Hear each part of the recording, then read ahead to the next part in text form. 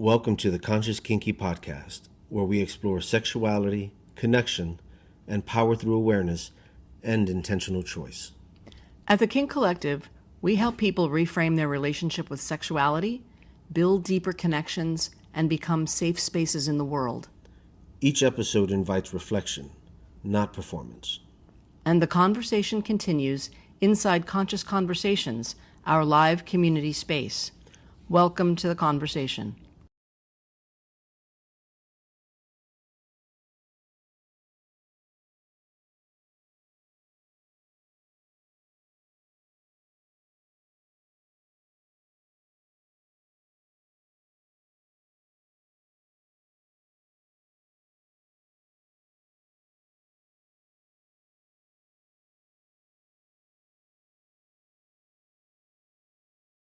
What if the moments that seem to make the least sense, the moments where your reaction feels bigger than the situation, are actually some of the most revealing?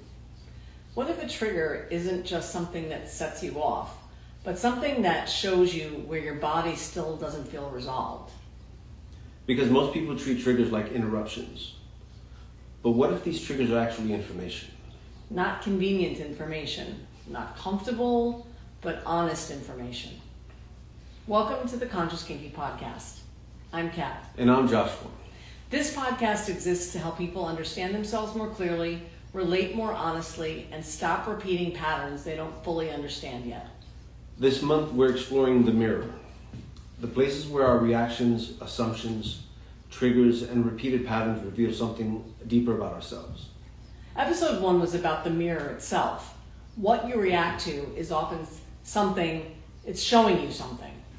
Episode 2 was about projection. I just realized that we recorded this one before, and the recording came out fucked. I know. So now we get to do this again. I know. And it was a really good episode. Yes, it was. Let me just make sure that we're good on there. Okay. That's what happened. We recorded 2 episodes, and they came out blurry because the focus was on the wrong spot. Mm-hmm. And here we are, triggers. How we fill in the blanks, assign meaning, and respond to stories before we actually know what's true. So today, we're going to go into the emotional charge that's underneath all of that. Triggers. Because triggers are where things stop feeling theoretical. You don't just think something, you feel it. You feel it in your body, in your breath, in your tone, in urgency. And if you don't understand what's happening there, you can build an entire reality around a reaction you haven't actually slowed down enough to understand. I can think of moments in my life where someone said something relatively small, and my reaction inside was anything but small. Maybe it was the tone, maybe it was the delay, maybe it was something that felt dismissive. Maybe it was someone not responding the way I expected, and suddenly my whole body was activated. Not just thinking though, reacting. My chest would tighten, my jaw would set, clench really hard. My mind would start moving a million miles a minute. And in those moments, it was easy to believe that intensity meant the situation itself was huge. But sometimes what was huge was the history that touched it. That's such a key distinction, because when you're triggered, it usually feels like this moment is the whole problem. But often the moment is just the doorway. What comes through it might be an old wound, an old fear, a familiar sense of not being seen, a memory that's lodged in the body, a part of you that has learned to brace before you even understand why. And that's why triggers can be so confusing, because they make the present feel so much bigger than what it is. Not because you're making it up though. Not because your feelings are fake, but because your system is reacting to more than just what's happening right now. I've had that happen around things like inconsistency, unclear communication, or emotional distance. Something small in the moment will happen, but what I felt wasn't small, and if I didn't slow down, I could easily react, and did, as if the situation was really much bigger than it was. And that's when triggers become dangerous. Not because you feel them, but because you start treating them like they're the absolute truth. Exactly. A trigger is real, without a doubt. But the story you may be building around it is probably not. All right, so let's define a trigger in a way that's simple and useful. A trigger is a moment where something in the present touches something unresolved in you from the past, and your system reacts faster than your awareness can catch up. Now, that reaction could look like a few things. It could be shutting down, getting sharp and pointed with your words. You can turn into people-pleasing mode or going numb, become hyper-clear, hyper-controlling, or spiral into the story. You may be wanting immediate reassurance, pulling away before you can be heard. And that was a big one for me. Yeah. And what makes triggers hard is that they often come with certainty. You don't just feel activated, you feel convinced that something's wrong, that the situation is unsafe, that you're being rejected, that you have to protect yourself right now. You already know what this means. And sometimes the moment really does matter. Sometimes something is off. Sometimes a boundary has really been crossed. Sometimes someone really is showing you something important. So the point is not to dismiss your reaction. The point is to slow down enough to separate the reaction from the meaning you assign to it too quickly. And that's a skill, right? A trigger can tell you something important without being the whole truth itself. It can sort of point in the direction to say, this matters, pay attention. Something old just got touched or activated. Slow down, don't override yourself. But a trigger is not always saying that the other person is wrong, that the relationship should be over, that this proves that your fear is right, and you have to do something right now before you lose control, which is exactly what a trigger makes you feel like. A lot of people have never learned how to stay with activation without becoming the activation, myself included for many years. And that's why they either discharge it onto other people, collapse under it, or discover a big disconnection from themselves completely. So the deeper work is not never getting triggered or never making sure anything around you triggers you, right? It's about, can I become aware quickly enough to stay in relationship with myself while the trigger is happening? That's the real skill. So, why triggers feel like truth? They feel like truth because they happen fast. The body reacts before the mind can organize what's happening. Your breath changes, the muscles tighten, hypervigilance kicks in, your nervous system starts preparing. And then the mind rushes in to explain the body. And that explanation often comes from your past. So instead of saying, I'm activated, the mind says, they're disrespecting me, or that person doesn't care, or, oh my God, I'm about to be abandoned, or I need to shut this down right now, or I need to fix this right now. That's why triggers can create such intense stories. Your body's already sounded the alarm. Now your mind is trying to explain why. But the first explanation isn't always the truest one. And this is where slowing down matters. Because when you slow down, you get more options. You can ask, what actually happened? What did I feel? What am I assuming? What does this remind me of? And that's so key, right? What do I need right now? And what would help me respond instead of react? The pause can change the whole direction of a relationship. That took me a long time to learn. Because the difference between reaction and response is often just space to tell the truth. And that could come in a breath. Now let's apply this to the frameworks that we've introduced. Not by repeating definitions, but by using them. Eyes for introspection. The first move in a trigger is not to do, what are they doing? It's, what is happening to me? What am I feeling right now? Where do I feel it in my body? What feels threatened? What feels familiar about this? And what am I afraid this means? Without introspection, triggers immediately turn outward. And that's when reactions become accusations, shutdown, a story, defensiveness, or just over-explaining. Introspection gives you a pause point, right? It says, my body's reacting, my system's activated. There is enough information here, but I don't have to make meaning at full speed. I can pause. Next is C for container. Triggers need a container. Without a container, you get spillover, right? You get impulsive texting, spiraling, over-explaining, pushing for immediate resolution, making someone else responsible for regulating what's happening inside of you. Now, container might sound like, I need a minute. I'm activated and I don't want to speak from that place. Or I want to slow this down. Another one is, I need to come back to this when I'm clearer. Or I care about this conversation and I don't want to rush it. Container doesn't make the feeling disappear. It makes the feeling more workable. It gives your reaction somewhere safer to land. So A is for authenticity. Authenticity in a trigger is not pretending to be calm when you're not, but it's also not turning activation into a weapon. It may sound like, I notice I'm having a big reaction here. Something about this touched me in a deeper way. I want to stay honest without reacting too fast.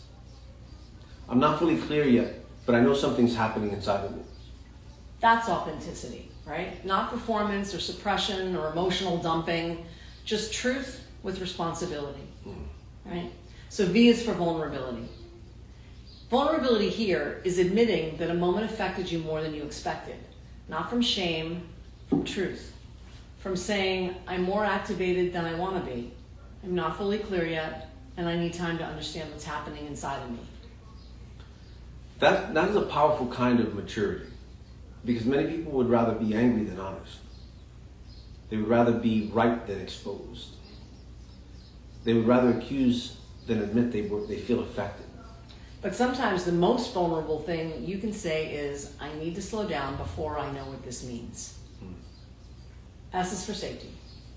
Safety in this episode means learning how to create enough steadiness that you can feel activation without abandoning yourself.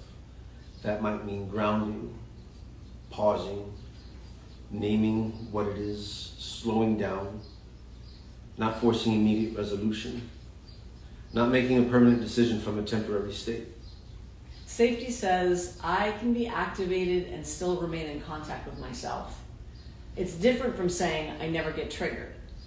The goal here isn't perfection. The goal is relationship with yourself in the moment when you are.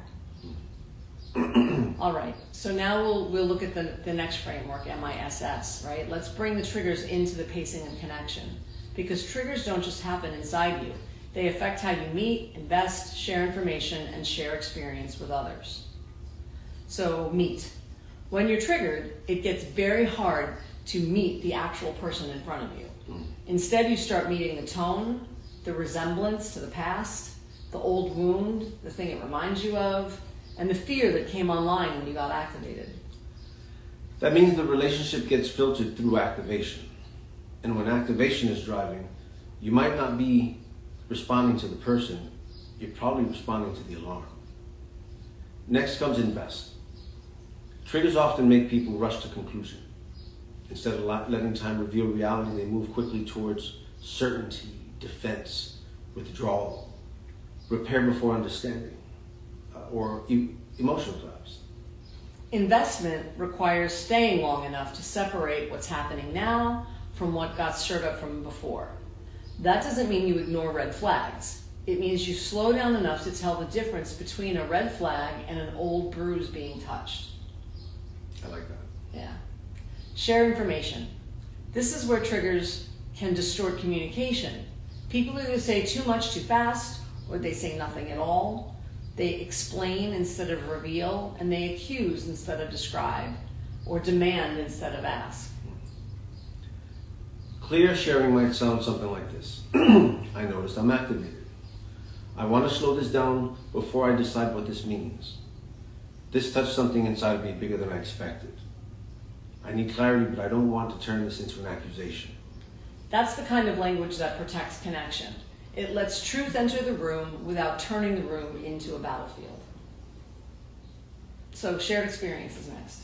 If you're already activated and then you deepen the experience too quickly, you intensify confusion. This is why pacing matters so much. Because shared experience amplifies whatever's already present. If it's trust, projection, fantasy, if it's safety or fear, or unresolved material. If you don't slow down around triggers, you can create a lot of momentum around something you don't yet understand. And that momentum feels like the God's honest truth, even when it's just really activation. Yeah. So now we're going to bring this back to you, because everybody gets triggered. There's no way around that shit. I've tried. And the question is not whether it happens. The question is, what do you do when it does? Do you believe it immediately? Or try to discharge it immediately? or bury it immediately, or can you stay with it long enough to learn something? I do all of those. That's what these questions are for. So as we dive into the questions, what I want you to consider is, we'll read the question and pause it. Don't hear our answer yet. Pause it, take 3 minutes with each question to start. Then revisit them later in a day or two. Your first answer may actually still be coming from activation. Your deeper answer usually comes after you've slowed down a bit. So let's jump out into question number 1 from awareness and orientation. Again, for the first set, take about 3 minutes per question. The goal is not to fix your triggers. The goal is to understand what they're showing you. So, number 1, what kind of moments tend to trigger me most quickly? Is it unclear communication, inconsistency, criticism, being bored, emotional distance, someone changing tone, someone not responding when expected? What sets your system off fastest? So for me, when someone gets mad at me, when someone's disappointed, when I've made a mistake, those are the biggest places where I get activated. I can feel it in my body. All the things we've been talking about happen to me, and they happen really, really fast. If I feel like I've done something wrong, whether I have or I haven't, but I get the feeling that I have, I get that activation. I get that activation if I'm out somewhere and I can't remember if I have my keys on me. Like fear activates me, getting afraid of something. So those are some of the things that activate me like right away. So I want to be mindful of triggers and mentioning this, that there's fight, flight, freeze, or fawn. Right? It's not necessarily always fight, because that's where my mind tends to go to, is my response to fight mode, when fight mode kicks on. And for fight mode, I think of being ignored or not being heard, or the outcome not being as expected. That can be one for sure. Flight is if I've disappointed someone, if I've done something wrong. I want to just disappear. And then freeze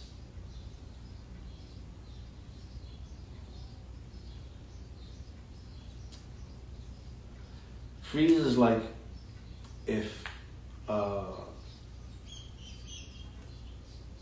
someone says, I need to talk to you, but it's got to wait till 5 o'clock. I'm done. I'm frozen until 5 o'clock comes.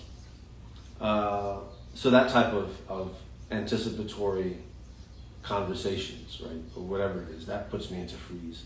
And then fawn is if I'm in a space where I don't have all the information and I don't know what to do, I will do what is directed, because I don't know what to do. So it's like I'll become compliant. Thanks for explaining it like that. Yeah. So number 2, what happens in my body when I'm triggered? What do you notice physically? Your breath, your chest, your stomach, your jaw, tone, shoulders, the urge to move forward, pull away, set in, fix yourself, explain or shut down.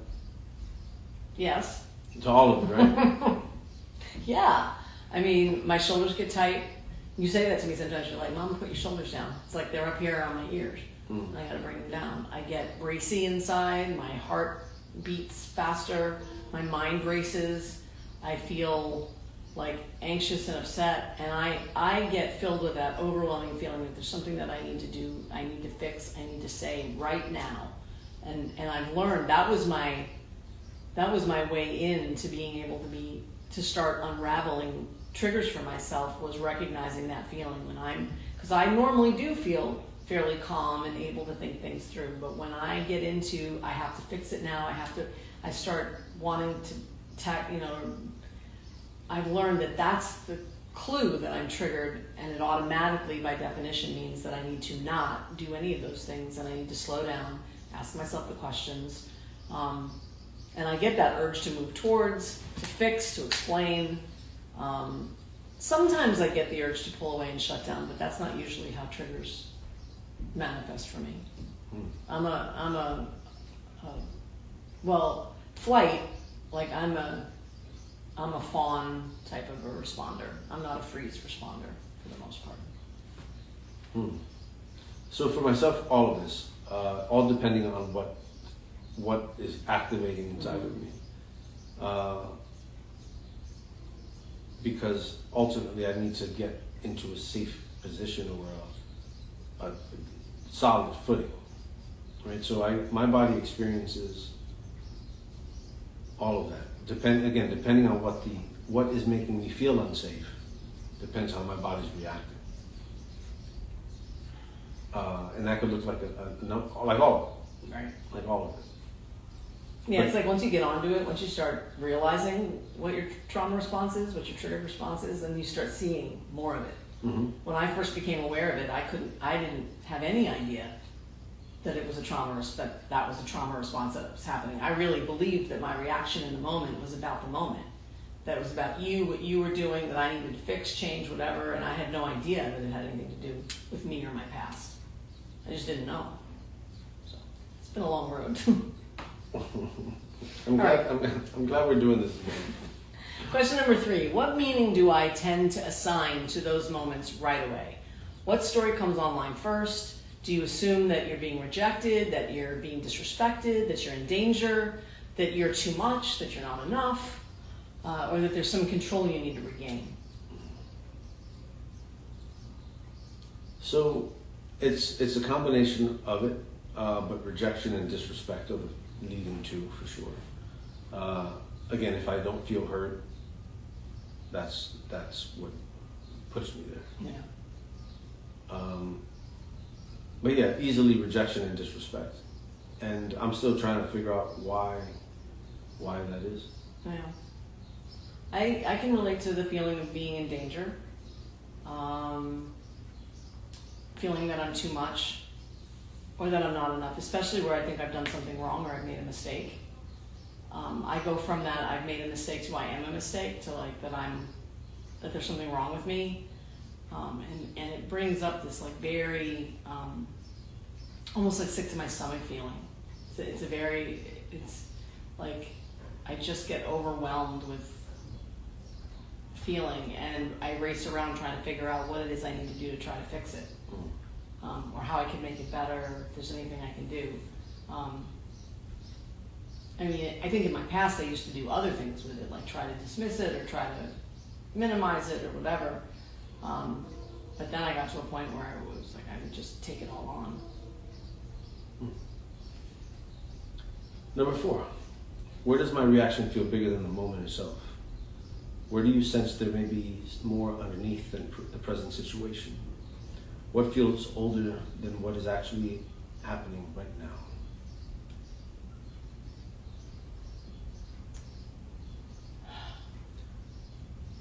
I think my reaction in all the places is bigger than the moment themselves. One of the things that I learned, and I learned this a while ago, is that most reactions when there's activation involved is a little bit of both.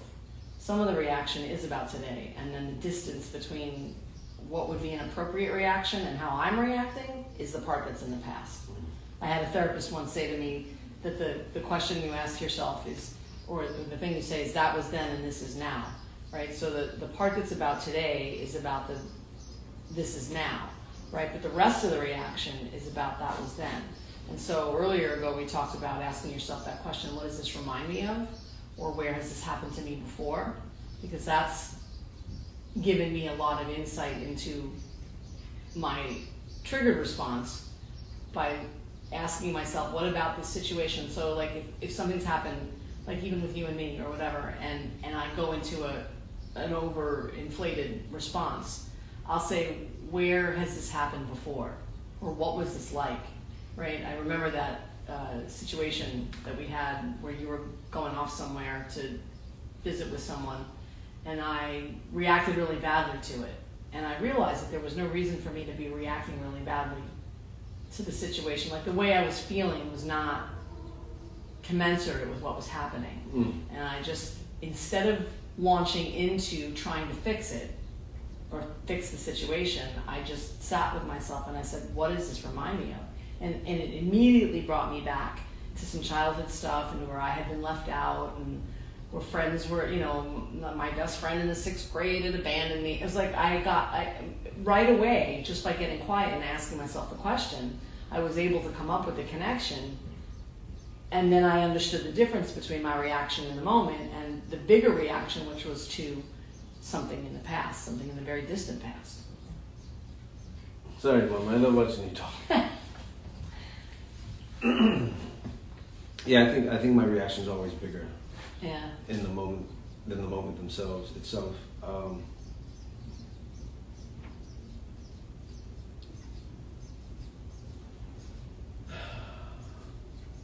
And I still don't know, like, because we've spoken about, like, what is it that puts me into those episodes of activation, and it's still hard for me to put a finger on what does it go back to. Yeah.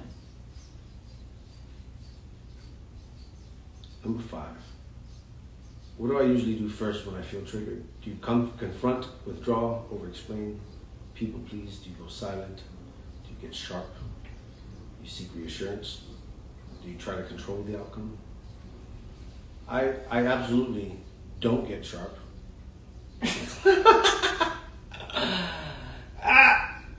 So I get sharp.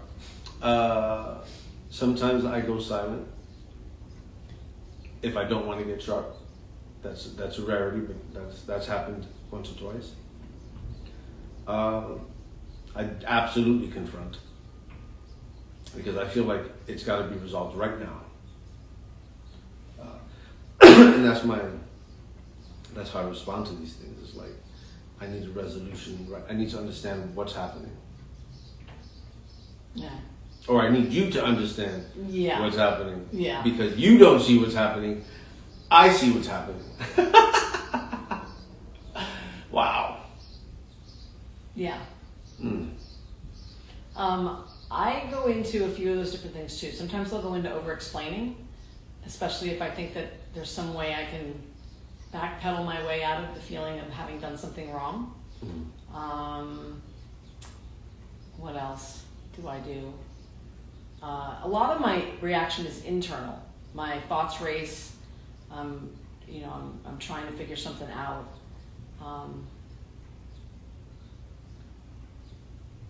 I don't necessarily confront, but I can want to have a conversation right now or try to figure this out right now. I get that same right now feeling that you were talking about, like we have to resolve this immediately. And so I'll end up doing things. It's really hard for me to get to that place we were talking earlier about slowing down, about being able to say, I think I'm activated right now and I'd like to talk about this later. It's easier to want to do that when someone else is activated. When you get activated, it's really easy for me to want to say, oh, we should talk about this later, like when you've calmed down. But when I'm in it, it's harder to remind myself that I can do the same thing, that I can say, I'm activated right now, and maybe we should talk about this later when we had a chance to calm down. All right. So what does my trigger usually want me to do immediately? Do you want to leave, attack, fix, prove, defend, apologize, chase, shut down? What is that response? And is the response always aligned with who you want to be? So I want to fix and I want to prove. That is almost always chased after with apology. But that's in a response to the trigger. The apology isn't because of the trigger. Right. I'm not going to apologize to you because I'm probably right. I'm probably no. But regardless, your regardless, triggers do come with a sense of I'm right. Oh, 100%. But regardless of that, let's say I end up feeling like shit for it anyway because I didn't respond the way, like the last Right. does not resemble, it's not in alignment with who I want to be. Right. Fuck yeah, I'm right is a lot different than let's talk about this. If you guys ever see me getting triggered, you have the right to call me out on that. and say, hey, why don't we talk about this? Mama, how about that? Mother, you can say, Yeah. What are we talking about? All right. I have a tendency to apologize, over-apologize, over-defend. Yeah.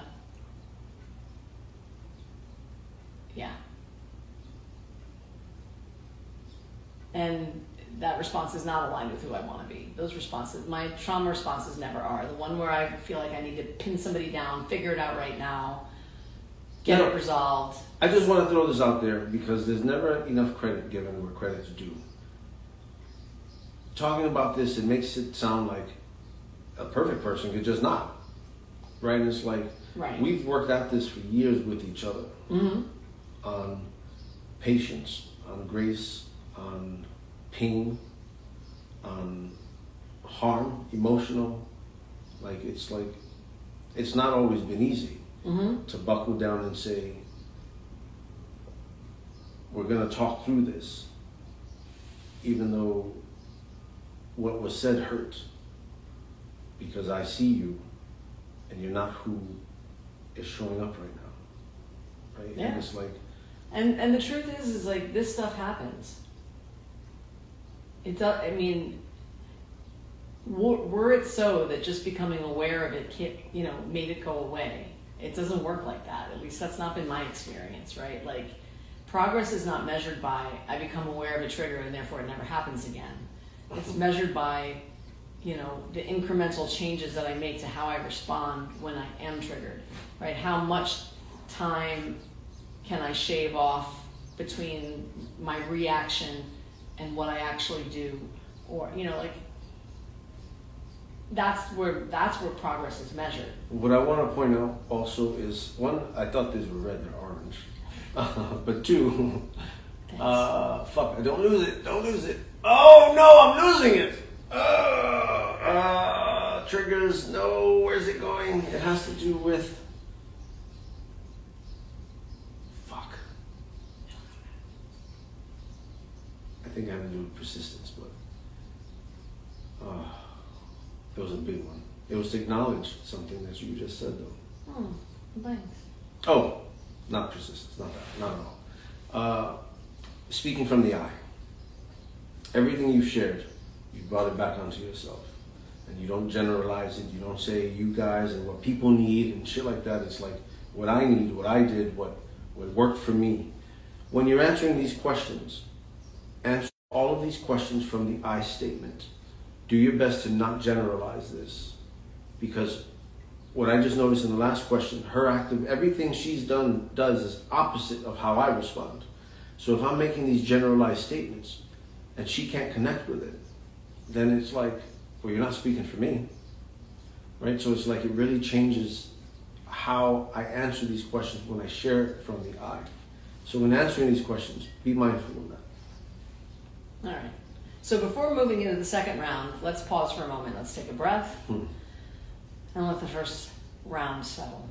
So in one sentence, what did you notice about yourself during those 6 questions? Take the time, answer the question, reflect, and again, give yourself 3 minutes, and then come back to it. And then what are you leaving this first set of questions with? I mean, in the Conscious Conversations on Tuesday night, we'll talk about it as being after the breakout room. You don't have to explain it perfectly, just notice what's true. Yeah. Awesome. So second set of questions. Integration and reflection. So the second set is about integration, not just what triggers you, but how you can begin relating to your triggers differently. Again, take about 3 minutes per question before we give our answers, right? So here's the next question. What might my triggers be trying to show me that I haven't fully faced yet? Is it an old wound, a fear, a need that hasn't been met yet, a pattern? Maybe it's some truth about myself that still doesn't feel resolved. I like this question because it says that it can be showing you a multitude of things. Some of it for me is a wound, but some of it has no wound origin. It's like I'm seeking out for where does this begin, and then fear is another one. And well, what am I afraid of? Am I going to lose something, or something going to happen? And then the need is, does this trigger highlight something that's absent? Mm-hmm.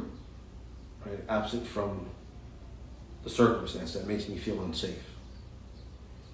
And then the pattern is the consistency in that. When I'm triggered, what's happening, and then when was the first time I was made to feel like this? And then trying to find that pattern all the way through. Because I think ultimately they all revolve around the truth that still feels unresolved. Yeah. An unanswered question. Yeah. So I think all of them, and I explained it that way because it just gives me a different perspective on what I want to look at. I have very little to actually add to that, right? Because that's true for me. The triggers are usually trying to show me, as I said in the case earlier, where I thought back to the past and I went to my childhood, like there was unresolved feelings around stuff that happened to me when I was in the 6th grade, of all things, right? But sometimes it's about fear of losing something that I have or not getting what I want. That's another thing that can activate me. So yeah, it just depends. I mean, whether it's the wound, a fear, a need.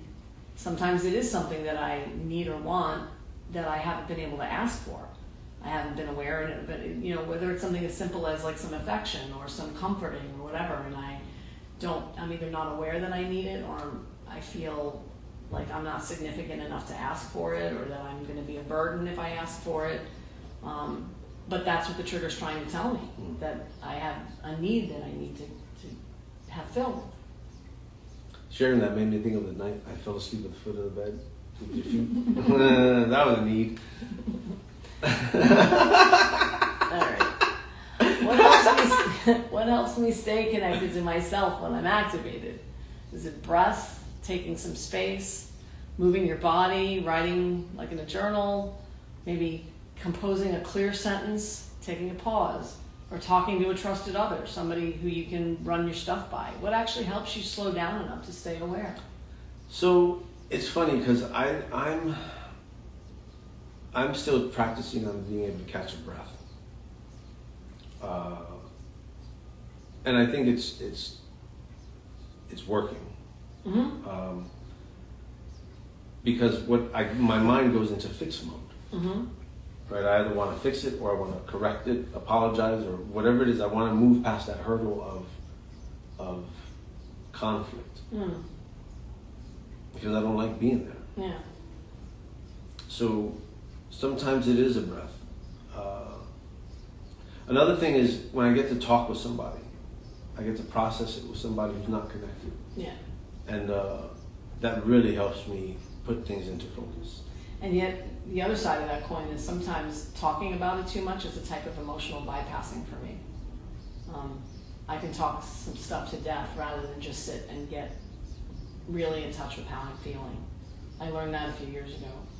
That was mind-blowing because I always swore by processing with other people, and I still do.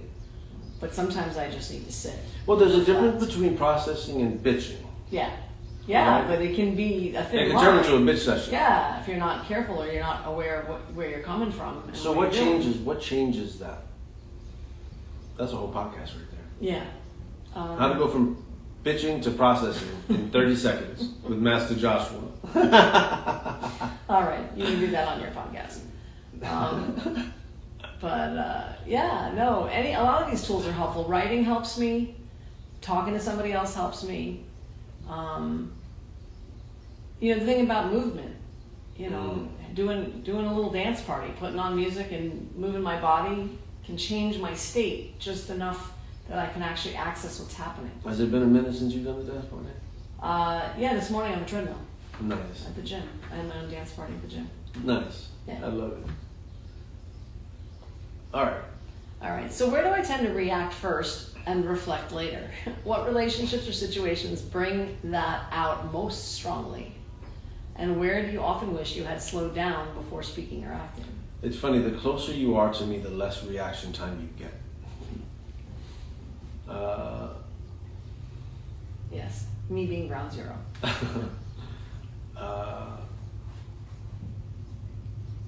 Yeah, and there's a level of expectation that's associated with it. It's like, it's funny, and I don't feel this. If you knew me, and if you loved me, you'd X. Right. Right? But that's not, I don't believe that. No, but that can be part of the knee-jerk reaction, the trauma reaction. Like, why don't you know better is Right. where my mind goes. Right. And that stuff can come from programming. Mm. Right. Because as I say that, what next comes to mind is common sense. But that shit doesn't exist. Right? It's like, at least If nowadays. it were common, right? everybody would have it, right? Yeah. So it's like, it's absolutely expectation based. Yeah. And I think the same thing is true for me. I think that the relationships or situations that bring it out the most strongly are the ones that are closest. Right? The ones where the stakes are the highest, where the emotional stakes are the highest, right? If I don't care about you, I'm way less likely to be triggered by anything that you say. Yeah. You know, I mean, I may have to look at my reaction if I'm being like, I can feel I'm being dismissive when I'm talking about that. And, you know, I was just traveling recently and someone cut the line at the airport and I got really mad about it because it burned me up on the inside. The person seemed really entitled. And then when I was sitting on the plane reflecting about it, I said, maybe the question I ought to be asking is, where in my life am I entitled? Where in my life do I act like that? That it should so annoy me when I watch someone else act like that. Or maybe they were late for a flight and they got allowed to get pushed up front. No? No. I tried.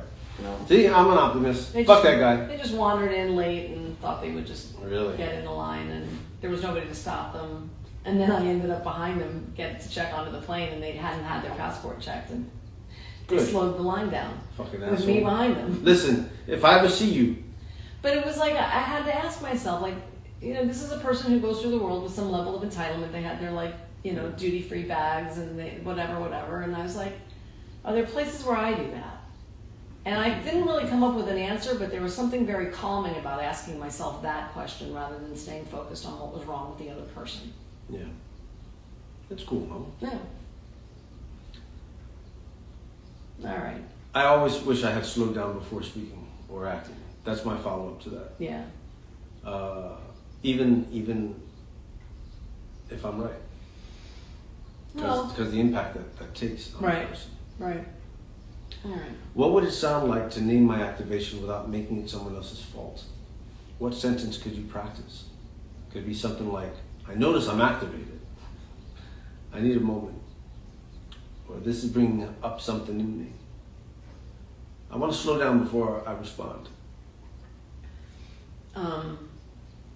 For me, those are all suggestion type statements. For me, it's more like, can we take a minute? I need to take a breath. Give me a second.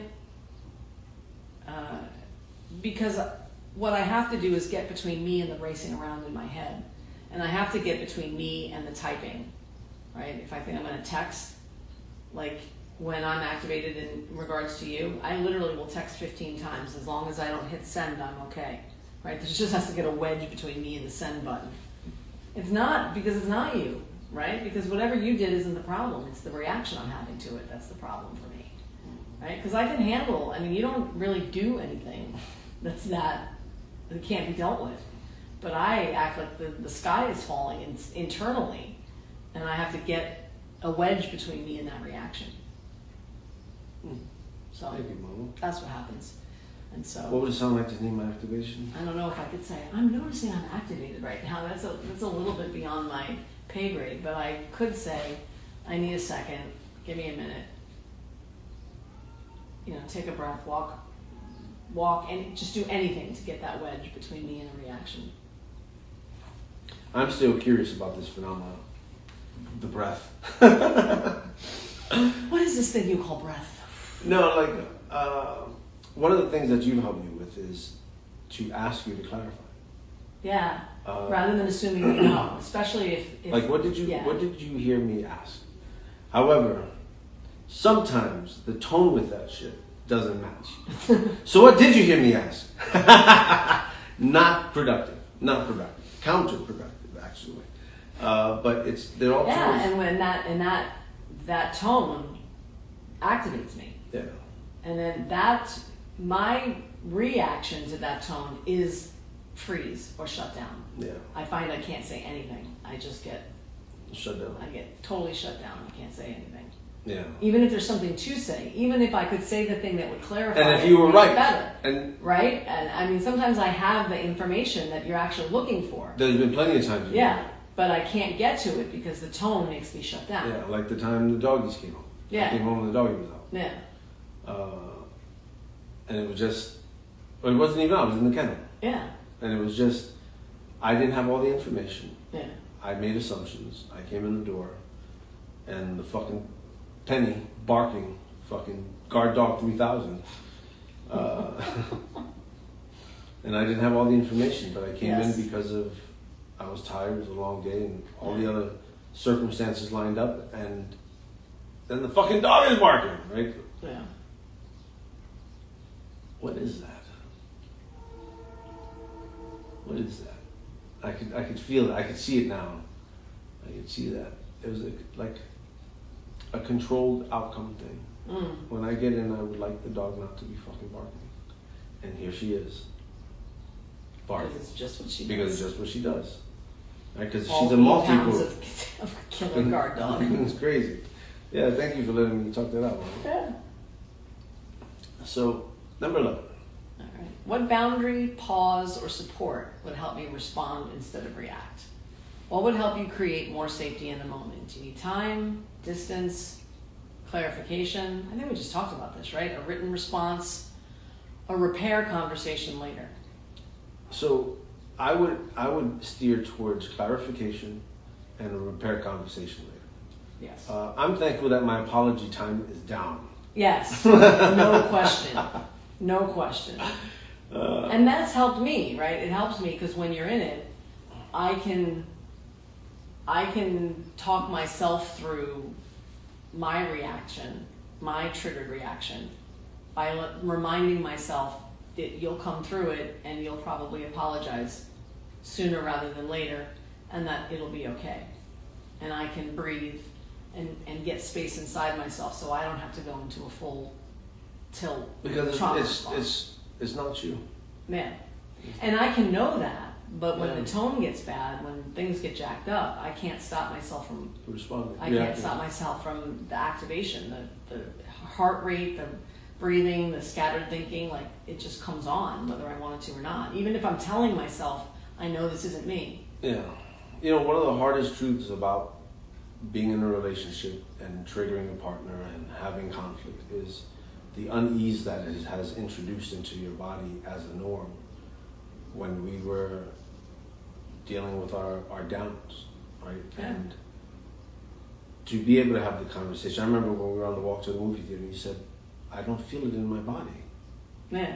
And it was like, that was a big deal, right? Yeah. So being able to work through this shit is very important. Because at the sign of fucking conflict, people just want to go. Right. And there's a difference, like if there's harm, there's danger and shit like that. It's one whole different thing than people trying to unlearn structures or frameworks or triggers that from past shit that has nothing to do with you. Right. And like that's where the work goes in. It's not the answers aren't outside. Mm-hmm. And we've been through it. No lie. We've been through some tough stuff. So anyway, question 12. What is one way I can practice responding more slowly the next time I'm triggered? It's not about perfection, just different. What can I do different? What is one small shift that you can actually practice this week? If you get triggered weekly, because someone like myself doesn't. No, it's not true? All right, I try. So what's one way you can practice the next time it happens?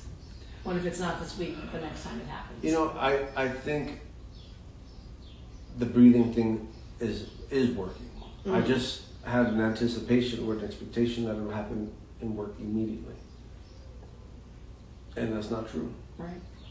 And that's the other thing is that these mechanisms, these processes don't just turn on. No. For the most part. Sometimes they have to go into practice. And that's where the work is. That's why it's called the work. If it wasn't, it'd be called the play. It'd be called the easy. But the play is a byproduct of the work. Yes, that's fair. Right? That's fair. Yeah.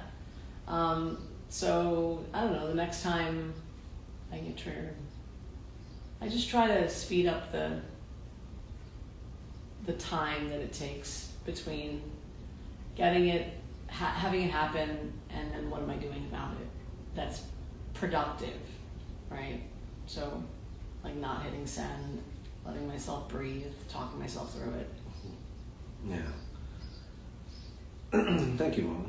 Thank you. So, as we wrap this up, let's review the questions for the upcoming Conscious Conversation session. So we're on month 7, and this is episode 3, triggers. So for the first set of questions, awareness and orientation. Number 1, what kind of moments tend to trigger me most quickly? Number 2, what happens in my body when I'm triggered? 3, what meaning do I tend to assign to those moments right away? 4, where does my reaction feel bigger than the moment itself? 5, what do I usually do first when I'm triggered? And 6, what does my trigger usually want me to do immediately? All right, and then our between round reflection questions. 1, what did you notice about yourself in that breakout session? And then what are you leaving the breakout session with? Let's jump onto the second set, integration and reflection. Number 7 was, what might my triggers be trying to show me that I haven't fully faced yet? Number 8, what helps me to stay connected to myself when I'm activated? 9, where do I tend to react first and reflect later? 10, what would it sound like to name my activation without making it someone else's fault? 11, what boundary, pause, or support would help me respond instead of react? And then 12, what is one way I can practice responding more slowly the next time I'm triggered? All right. Trigger is not proof that you're broken. It's not proof that you're failing, and it's not proof that the relationship is automatically wrong. And that's a big deal to know that. It's information. And when you learn how to work with that information instead of becoming it, you gain something really powerful. You gain choice.